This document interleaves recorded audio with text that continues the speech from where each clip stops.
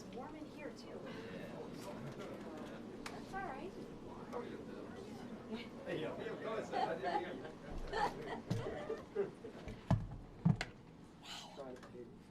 And that light. I need my sunglasses, man. Wow. Better put that filter. You're out on the beach. Well, good morning, everybody. Thank you for being here. Last week, a Venezuelan drug boat tried to poison our streets. And now, today, it's at the bottom of the ocean. That's exactly how you save American lives. President Trump wasted no time. Drug dealers, gang members, and terrorist organizations are now on notice. President Trump's Department of War will unleash America's full firepower to protect the American people. And the House Republicans, well, we have his back. This week, House Republicans will deliver a defense bill that will end wokeism in the military, secure military equipment that's made in America by Americans, great American warriors, and get American warriors what they need when they need it, and fundamentally deliver peace through strength. Let me tell you how. First, there will be no more taxpayer-funded drag queen shows or gender surgeries. House Republicans are putting an end to that. We're also repealing the Biden administration's woke, DEI, and critical race theory efforts. Second, House Republicans are building on the accomplishments of the working families tax cuts for American manufacturing workers. The NDAA rebuilds our defense supply chains so our weapons are built by American workers, not foreign adversaries. Jobs here at home, security here at home, strength here at home. And third, House Republicans will be cutting red tape, building transparency, and shifting the focus from paperwork to firepower. Finally, House Republicans are building peace through strength. I'd be remiss to not reflect on the horrors of September 11th, 2001. Nearly every single one of us remembers where we were that day. And nearly every single one of us remembers the resolve we felt in the words, never again. This year's defense bill tells the world never again by making historic investments in our military. House Republicans are authorizing the Golden Dome, fully funding border security, delivering a 3.8% pay raise for our service members, and deterring China, defending Israel, and delivering peace through strength. So the world knows that should America go to war, we will win. America will be respected again. We will be strong again. We will win again. And House Republicans will make sure of that. And with that, I want to turn it over to a fellow Michigander, a friend, a war fighter who defended America in Iraq, Guantanamo Bay, Kuwait, and the Korean DMZ. My friend, Congressman Tom Barrett. Thank you. Oh, sorry, yeah. Oh, you don't need the box? Thank you. Thank you, Lisa, and thank you to all of you here and to our leadership team for allowing me to join you for a few moments. I wanted to highlight being back home in my district over the month of August. Like so many other members, all of us were back home working hard, and I can tell you that the American people and the folks in my district that I was connecting with day after day were telling me how excited they are about no taxes on their tips, no taxes on their overtime pay. I went to a road building site where they were laying fresh asphalt down on the road, and the crew there was extremely excited about the overtime work that they're putting in with seasonal labor, and everything else is not going to result in more taxes on their overtime pay. The waitresses and waiters and wait staff and service industry folks were really excited. We had the small business administrator in the district talking about the no taxes on tips for them as well. People are very excited about that. This week we're passing the NDAA. I'm proud and excited that one of my amendments that will really bring together a gap that we have right now with military aircraft and civilian aircraft not being interoperable with their collision avoidance system that I think contributed to the fatal crash here in Washington, D.C. We're going to begin the process of upgrading our military fleet to account for that, and it's something that I've been working hard on and proud to see. And of course, as the chair pointed out, the anniversary of 9/11. I was a young private in South Korea when 9/11 happened, and to be here today as a member of Congress this week passing the NDAA is something that I'm very proud to be working on. We want to make sure that we always continue to keep Americans safe. So I'm very thankful to be here. Thank you to the chair for having me, and really appreciate it. Oh, sorry. I got it. Hey, you're good. You're good. When Democrats like Tim Walz rail against common sense law and order policies, they make it abundantly clear that they stand with criminals. Since day one, President Trump has been restoring safety and security to America with his anti-crime, pro-law enforcement actions. Thanks to him, crime in Washington, D.C. is down to historic lows.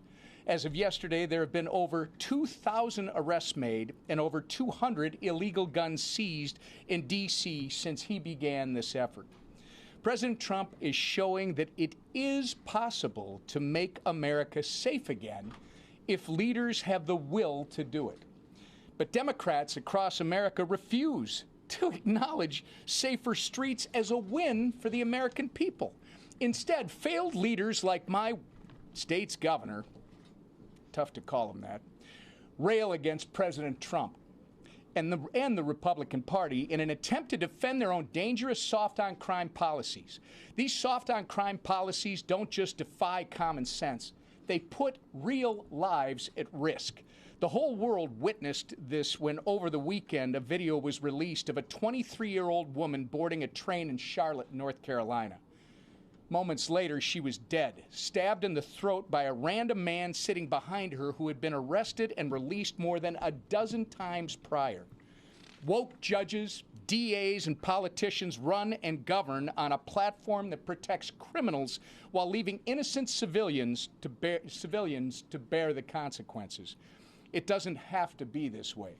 President Trump has made it clear that law and order works. Now is the time for the shameless so-called leaders of blue cities and states to take a page out of President Trump's playbook. With that, I turn it over to our great leader, Steve Scalise. Well, thank you, Wep. And this is another busy week in the Republican majority House where we're going to continue to do the people's work. It's so important that we get the National Defense Authorization Act passed, where we come together and debate the priorities of our nation's defense. And if you look at this bill, and I think Tom did a great job of talking about some of those important reforms that are in the bill, some of the important priorities, we're giving a pay raise to our troops, our men and women in uniform, to continue to address something that Chairman Rogers has been focused on for a long time, and that is to increase morale and to focus on making sure we're taking care of our men and women who take care and defend our freedoms here and abroad. We're going to continue to allow President Trump to have the tools that he needs to show peace through strength around the globe, as he's doing. The only reason he's been able to get so many peace accords with other countries is because he has the military might to back it up. You don't ever want to have to use it, but if you don't have it, the bad guys around the world see that weakness, and they've exploited it in the past. When we've had weak leaders, like we did the previous administration, the bad guys around the world took advantage of that. It doesn't just hurt America, it hurts our friends and our allies all around the world. So it's critical that we refocus our military on its main mission. And part of that refocusing means getting rid of a lot of the wokeness in the military that used to be there. And this bill continues to advance those efforts. Something else you're going to see here in the House tomorrow, the Oversight Committee is going to be taking up all the D.C. crime bills. We've talked about this in the past. You've seen it. You can walk around the city, and it's actually safer today because of President Trump's action, bringing in National Guard troops. But we've seen and identified many flaws with D.C. ordinances. You know, when people complain about the revolving door of crime, why is it that some young kid can come and commit a carjacking at gunpoint and walk free the next day? It's because that's what the ordinances in D.C. allow. they actually allow soft on crime measures. So we're reversing that. We're going to be bringing bills through committee tomorrow and ultimately to the House floor in the weeks ahead, where we will make D.C. safe again. We will get rid of all of these ridiculous laws and limitations on law enforcement. No cash bail. Right now, if you're under 25, you can be treated as a 14-year-old if you commit a violent crime. Crimes at gunpoint, you can walk free the next day if you're under 25 years old, which, by the way, are the ages of most of the violent criminals here in D.C. And so you wonder why there's a revolving door. We as House Republicans are going to address it. I call on every Democrat to join with us and give up their defund the police, soft on crime mantra. We'll see if they finally listen to what the voters of this country want. I'm not holding my breath. Luckily, we're going to do it on our own if they're not going to join with us, but we're going to show the American people that we're not going to sit idly by. And you see President Trump talking about making other cities safe. And, you know, the whip talked about Governor Walz, you see Governor Pritzker, you see so many other governors trying to defend criminals, trying to criticize President Trump for stopping murders in their own cities. Those governors should be working with President Trump to figure out ways to stop murders. You know, if Governor Pritzker, instead of trying to come up with tweets to criticize President Trump, he could deploy the National Guard himself in Chicago and stop the 7 or 8 murders every weekend if he cared about it. But he doesn't. They want crime to continue. They want to continue defunding the police and try to have it both ways. And President Trump is tired of that game because he's tired of watching people be hurt. There's no reason for this violent crime wave that we see in so many cities. So we're going to continue to have the president's back and frankly, have the American people's back. Regardless of their party, regardless of what city they live in, everybody deserves to be safe. And Republicans are going to continue to push policies to help put that in place. And the person who is leading that charge is our Speaker, Mike Johnson. Thank you, Mr. Leader. Can I ask a point of personal privilege?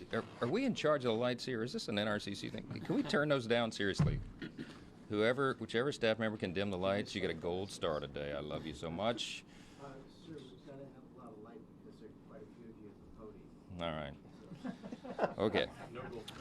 All right. No mercy. No mercy. They're wearing me down. I feel like I'm under interrogation here. Okay. Yes. All right. I'll respect that, but we're going to change it next time. I'm giving you a heads up. All right. Look, we would be in a good mood because everybody's back for our first political conference after the August recess here at the NRCC, and our members are spread out, fanned out around the country, selling the merits of what we've done, sharing with people, educating the public about all the extraordinary things that we've got in our legislation, the One Big Beautiful Bill, the Working Families Tax Cut. We could call it a lot of things. We could call it the American Energy Dominance Bill, the Secure Our Borders Permanently Bill, on and on. But it's so well received. And you all have seen the polling. Every individual provision is wildly popular. The people know, and they're beginning to experience and feel what we've done for them, and we're excited about that. But our spirits are dampened a little bit this morning because of all the discussion about the crime, and it's not something that we can overlook. It's not something we should overlook. Whip Emmer specifically was talking about this just unspeakable tragedy. This 23-year-old Ukrainian refugee was brutally murdered in cold blood on a train in Charlotte, North Carolina. Her name is Irina Zarutska, and she was on the way home from her job at a pizzeria where she worked. She was stabbed repeatedly by a career criminal with a rap sheet a mile long.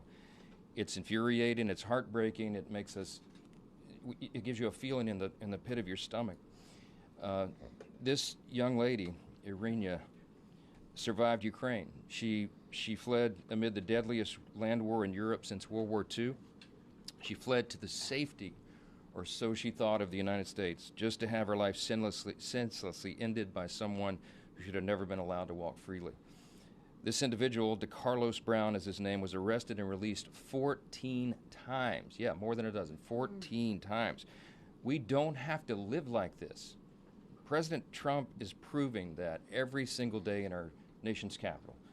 And the leader Scalise, was talking about that. Since cracking down on violent crime in the district, roughly 1,700 arrests have been made. Now, you may say, that's a small portion of the population. It's just a small fraction, in fact. But somehow the city feels and is much safer. Everybody needs to think about why that is. The Trump administration and local law enforcement know that it's always in every city relatively a select few individuals who are committing most of the crimes. And that's been true in D.C. as well. They're enabled by these soft on crime policies that were discussed here, and even softer prosecutors and prosecutions. And criminals have relentlessly abused the public and the public spaces.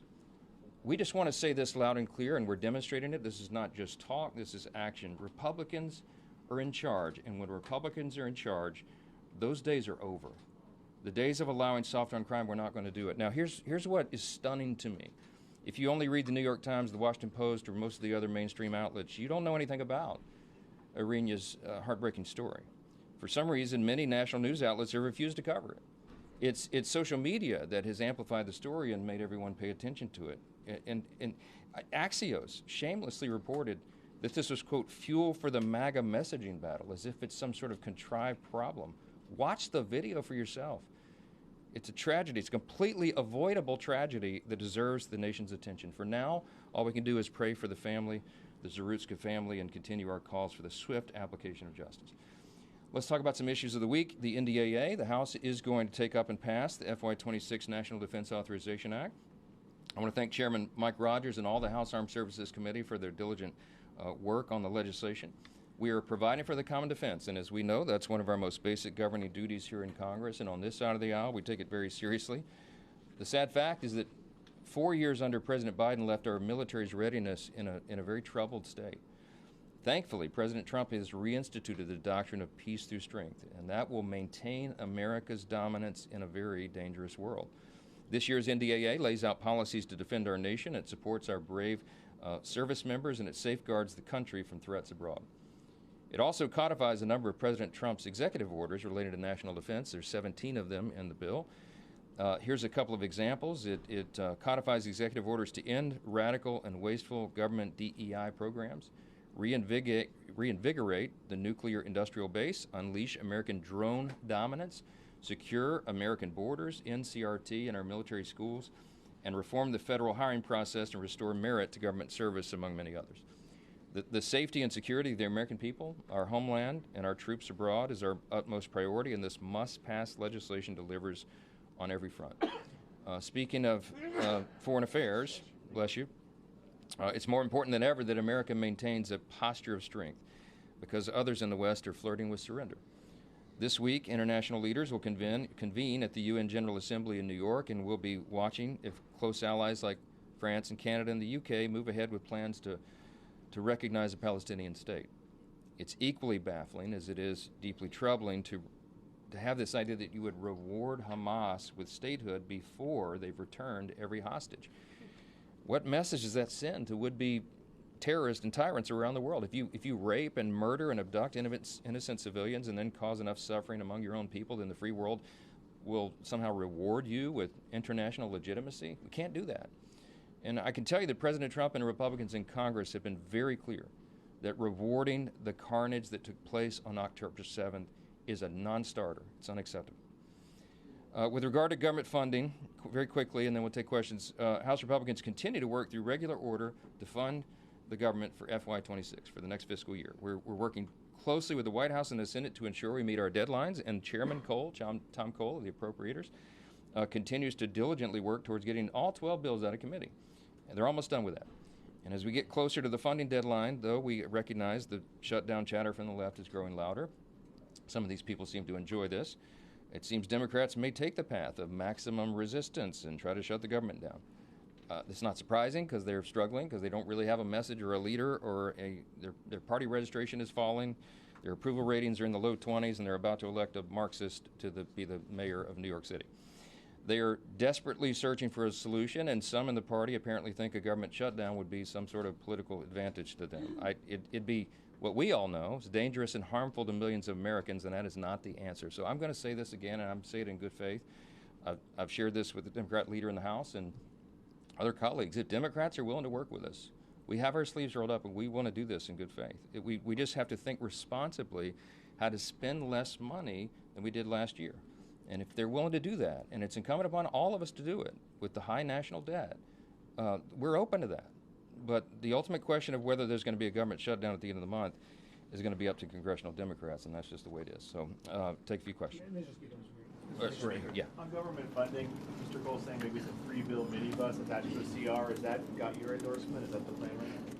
You talking about what Leader Thune said? Mr. Cole was just saying he's going to maybe try to do a 3-bill minibus attached to a Well, CR. so the idea is that what we're really advocating for is an actual old school conference, the way this is supposed to work between the House and Senate, and the way that we have the MILCON VA bill, that Military Construction Veterans Affairs bill, that we're most interested in getting to a conference. In the Senate, they paired it with 2 other bills. So what is being referred to, I think, is that if we are able to get that conference going, then you would have 3 bills there, which means you would have a broad cross-section of the conference represented there, because the cardinals, or the subcommittee chairs of each of those subcommittees that deal with those 3 individual bills, would be represented, as would be all the members of each of those subcommittees in appropriation. So you'd have a cross-section of everybody there, a good representation of the country, a good and I think vigorous debate between the House and Senate, and that is how the process is supposed to work. I mean, that is small d democracy at its best.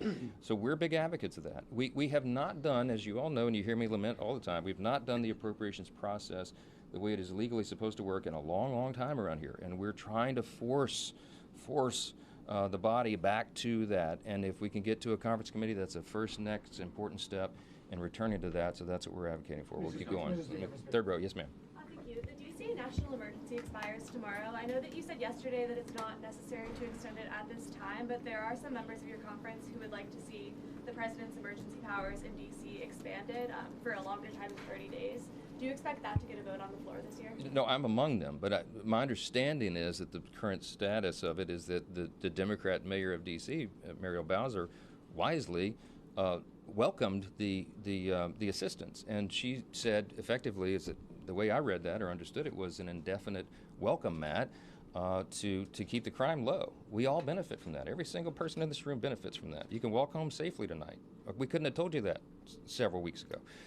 So no one's calling on Congress yet to act on that. And I think if you have an agreement, my understanding is an agreement between the White House and the local leadership, then I'm not sure Congress has any necessity to do anything. So we'll see how that plays out. Yes, sir. Mr. Johnson, one question for you specifically, and then one for anyone who'd like to take it.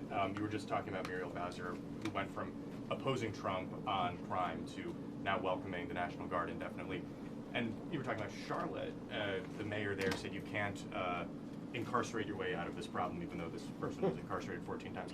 I'm curious if you have a number or a thought on how many Americans and refugees will need to be murdered before Democrats want to perhaps work with President Trump. And then my second question for anyone, as we were all driving in, walking in here, Israel struck Qatar to take out Hamas leadership. I'm curious if any of you think that whoever survives there should be evicted from Qatar. I don't know anything about that development. That's news to me. I've been a little busy the last couple hours, but we'll have to see how that plays out. I mean, look. I was in Israel myself a few weeks ago in early August.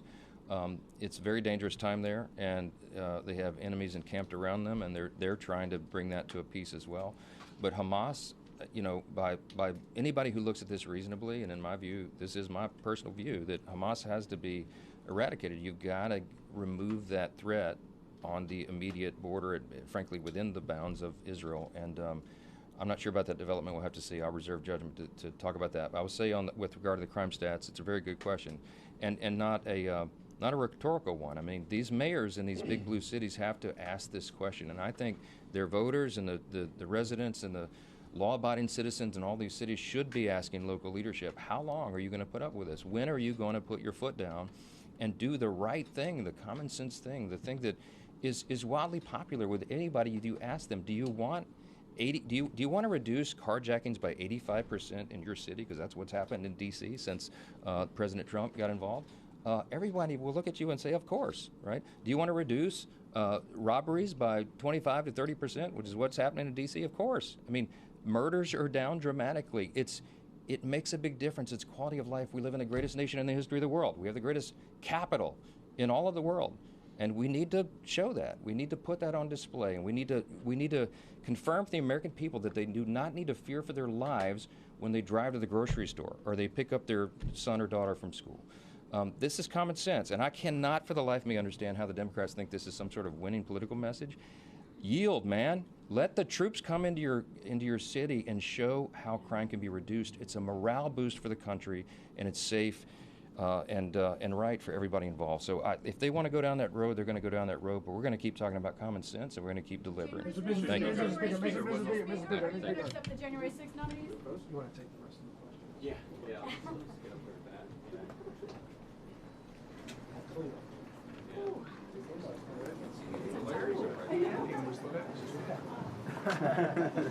I'm glad.